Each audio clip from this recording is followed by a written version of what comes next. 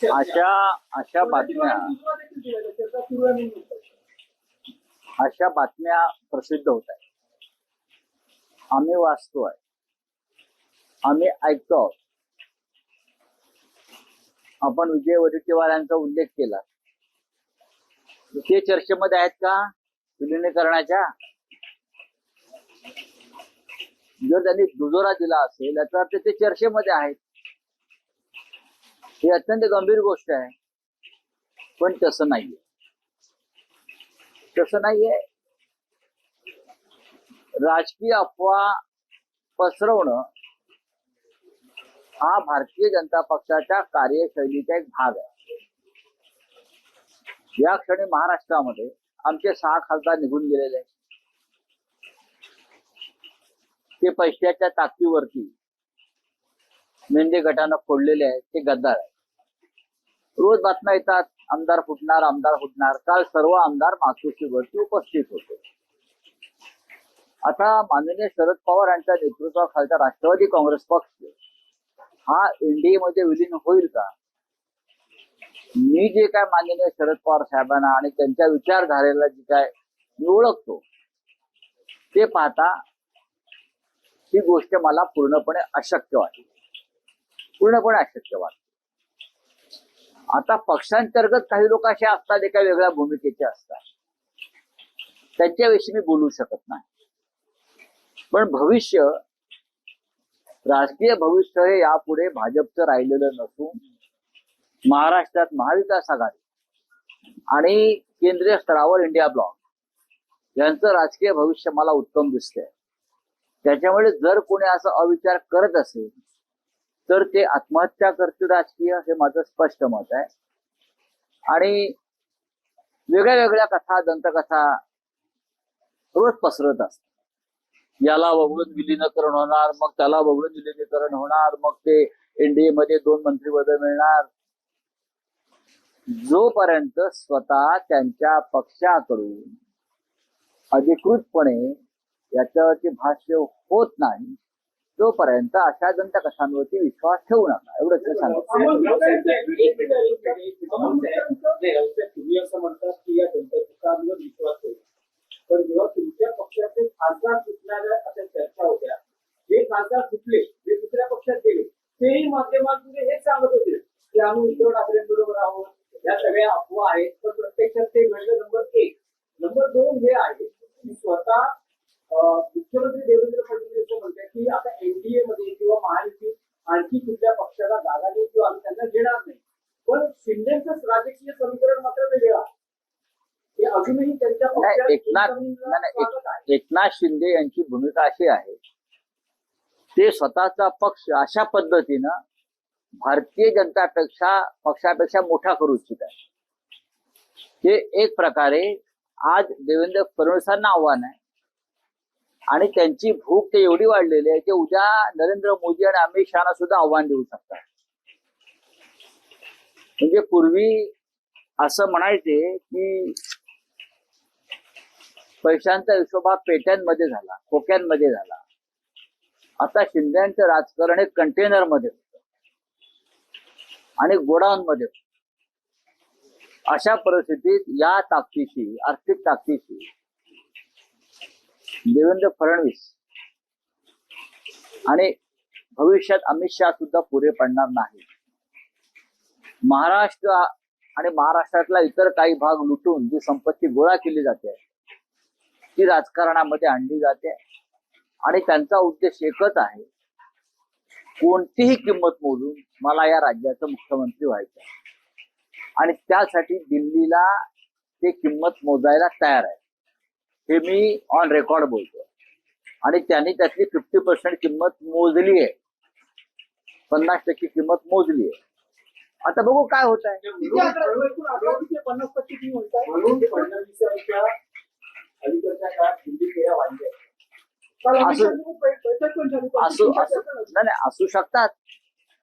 असू शकतात. मी जे म्हणतोय त्यात 100% सत्य आहे ते की पडेल ती किंमत, कोणतीही किंमत बोली लावलेली आहे.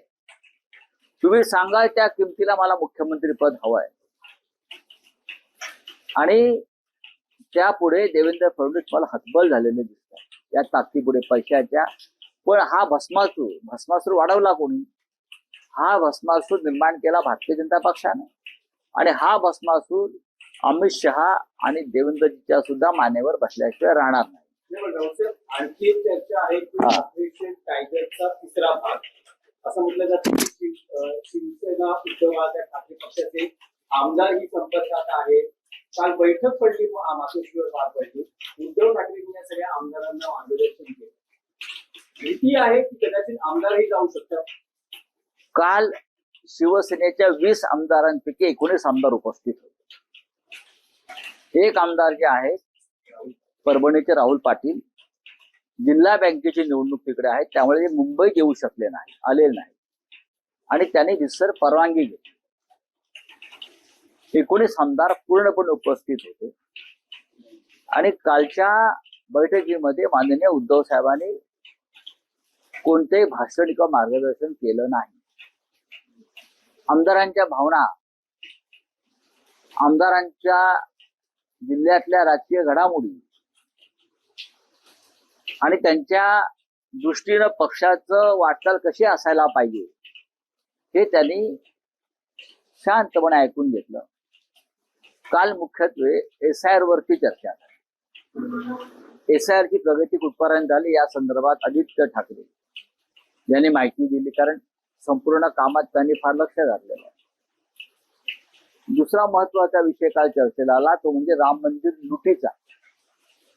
राम मंदिर लुटीबाबत शिवसेनेने घेतलेल्या भूमिकेचं, पक्षप्रमुखाने घेतलेल्या भूमिकेचं सर्व आमदारांनी स्वागत आणि कौतुक केलं. आणि त्यांनी उद्धवजींना आवाहन केलं की प्रत्येक जिल्ह्यामध्ये आपण अशा प्रकारच्या आंदोलनामध्ये उपस्थित राहा. आणि उद्धवजींनी सर्व जिल्ह्यांची 36 जिल्ह्यांची आमंत्रण स्वीकारलेली आहे. सुरुवात नागपूर पासून होते. पुढल्या आठवड्यामध्ये उद्धवजी नागपूरला येतील. आणि आता मी आणि अंबादास दानवे त्यासाठी नागपूरला जाणार आहोत पूर्व तयारीसाठी. सुरुवात जी होते या आंदोलनाची मुंबईत झाली. दुसरा टप्पा उपराजधानी नागपूर आणि तिथे सुद्धा याच पद्धतीचा भव्य कार्यक्रम होईल. त्यानंतर मग पुणे, नाशिक, कोल्हापूर, संभाजीनगर असं करत संपूर्ण महाराष्ट्र आम्ही पालथा घालू. आणि कशा प्रकारे राम मंदिर लुटलाय, कशा प्रकारे भावनांशी हा खेळ झालेला आहे, कशा प्रकारे सत्तेची विक्री झालेली आहे, हे गावागावात आणि घराघरात पोहोचवण्याचा आमचा प्रयत्न आहे.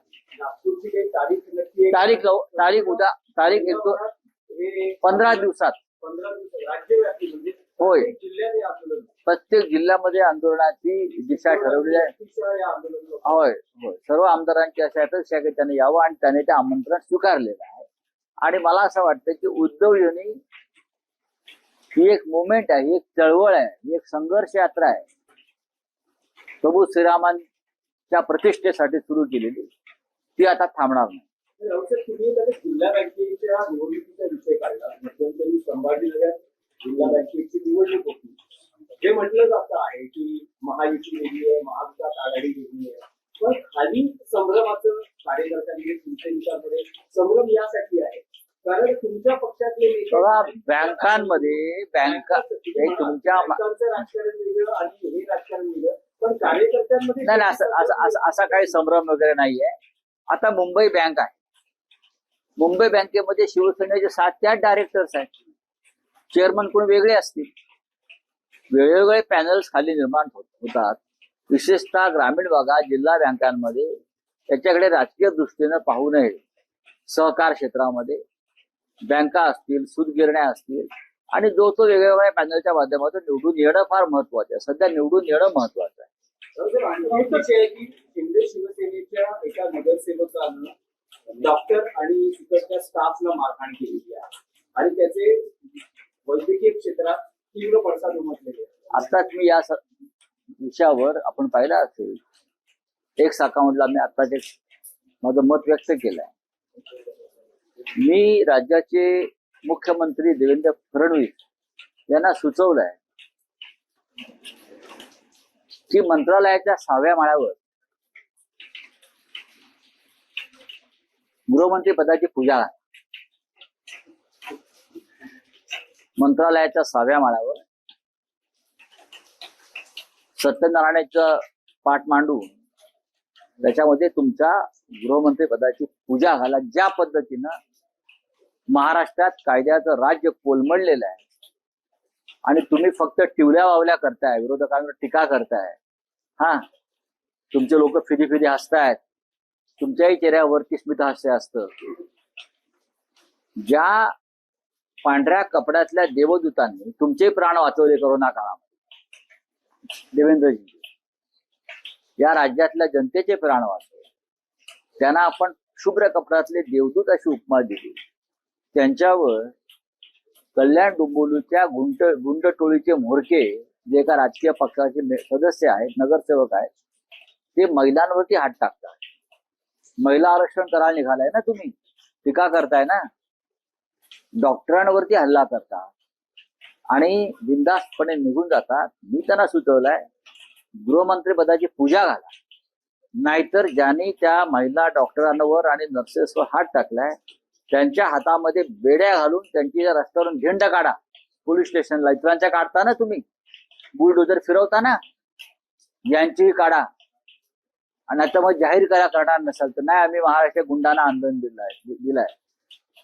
मिंदे सेना काय आहे? मी नेहमी म्हणतो ना, हे अंडरवर्ल्ड आहे. हे अंडरवर्ल्ड, सगळे गुंड मिंदे सेना पोचते आहे. आणि अशा पद्धतीनं या महाराष्ट्रात त्यांना आपलं राज्य निर्माण करायचं आहे. जे अयोध्येत झालं गुंडांच्या टोळ्या, ते ज्या महाराष्ट्रामध्ये होत्या. मी इतकंच सांगेन, राज्याच्या मुख्यमंत्र्यांना गृहमंत्रीपद झेपत नसेल ते त्यांनी स्पष्ट सांगावं, मला झेपत नाही, मला झेपत नाही, किंवा माझं गृहमंत्रीपद मी चालवत नसून कोणीतरी दिल्लीतून चालवत आहे आणि हे दिल्लीतले जे कोणी आहेत ते अशा प्रकारच्या गुंडगिरीला उत्तेजन देत आहेत आणि पाठीशी घालत आहेत. हे त्यांनी एकदा समोर येऊन जनतेला महाराष्ट्राच्या सांगायला पाहिजे. टीका केलेली होती, आता काल पुणे मेट्रो स्थानकावर बादल्या ठेवलेल्या अक्षरशः आहेत ना, सर्वच आहे. विधान भवन पण गळत आहे, बालद्या आपला इथे सुद्धा आहेत, मुंबईत लोकल गळत आहेत. काल बघितलं वंदे भारत गळत होती, सगळंच गळत आहे यांचं. ढगाला लागली कळ, पाणी थेंब गळ, अशी या सरकारची अवस्था आहे. अनिल शुक्ला हे क्रमांक 1 चे आरोपी त्यांना ठरवण्यात आलेले आहे. अनिल शुक्ला असतील, चंपतराय असतील, यांची हकालपट्टी झालेली ट्रस्टवरून त्यांचे राजीनामे घेतलेले आहेत. पण ज्या प्रभारी नेमणुका केल्या गेलेल्या आहेत त्या तुम्हाला रामभक्त म्हणून किंवा या आंदोलनात पुढाकार असलेला पक्ष म्हणून पटतात. चोरांच्या जागी चोर आले असं आता समोर आलंय. जे कोणी आता आलेले आहेत चंपतरायांच्या जागी,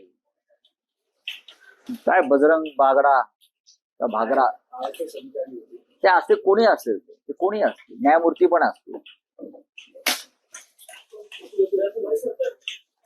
ते असतील ना.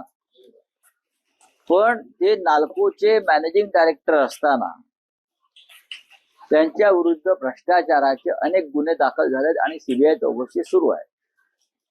त्यांनी अनेक विषयामध्ये, अनेक प्रकरणामध्ये हात मारलेला आहे, म्हणजे त्यांना हात मारण्याची सवय आहे. आता अशाच माणसाला चंपतराय यांच्या जागी राम मंदिराचं महासचिव नेमून कोणतं पापशालन करताय संघ, विश्व हिंदू परिषद किंवा सरकार? म्हणजे एक चोर गेला दुसरा चोर आला, एवढंच आहे. यांच्याकडनं काय अपेक्षा करा? म्हणून राम मंदिर लुटी विरुद्ध आमचं आंदोलन सुरू राहील, कारण मंदिराची लूट यापुढेही सुरू राहील. ते मंदिराचे कोषाध्यक्ष आहेत, काय त्यांचं नाव,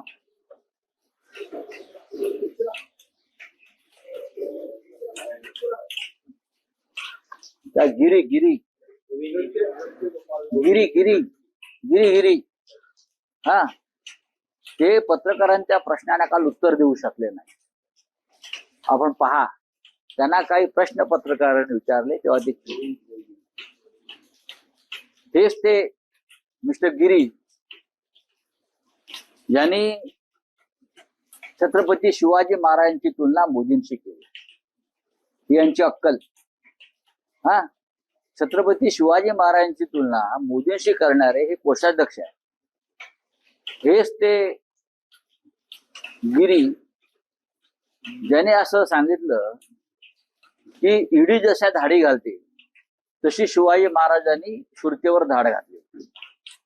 काय कर, हे असे कोषाध्यक्ष हे भगवे कपडे घालतात आणि राम मंदिराचे सेवक म्हणून फिरतात.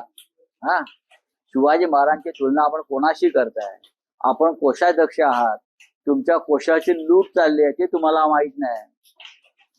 त्यांना जे प्रश्न विचारलेले आहेत ते काळजीपूर्वक पहा, त्याची उत्तरं पत्रकाराने शोधण्याचा प्रयत्न करा, जी उत्तरं कोषाध्यक्षाने टाळलेली आहेत.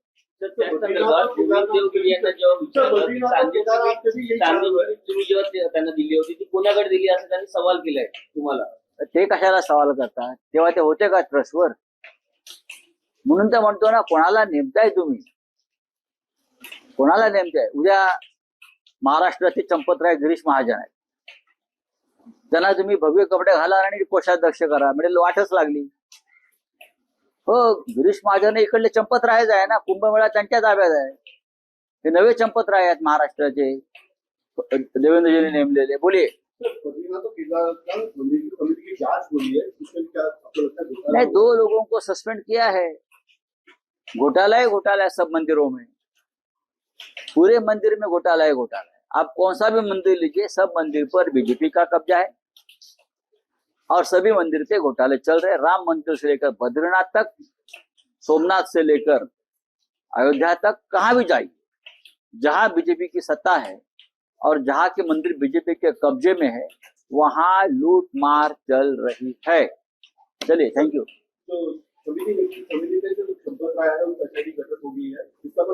नहीं, कैसा? देखो ये ट्रस्ट में सभी चंपतराय है.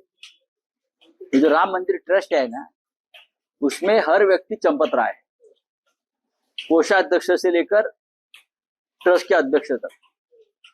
एक ही विचारधारा के लोग हैं. क्या राम उनकी जागीर है क्या? ये राम के मालिक बन गए? दूसरे कोई राम भक्त नहीं है इस देश में, आप ही है. बीएसपी और संघ वाले और बीजेपी वाले, क्या हम लोग राम भक्त नहीं है? अखिलेश यादव राम भक्त नहीं है? मायावती राम भक्त नहीं है? ममता बनर्जी राम भक्त नहीं है? आप ही है क्या? राम को खाने वाले लोग हैं. चलो.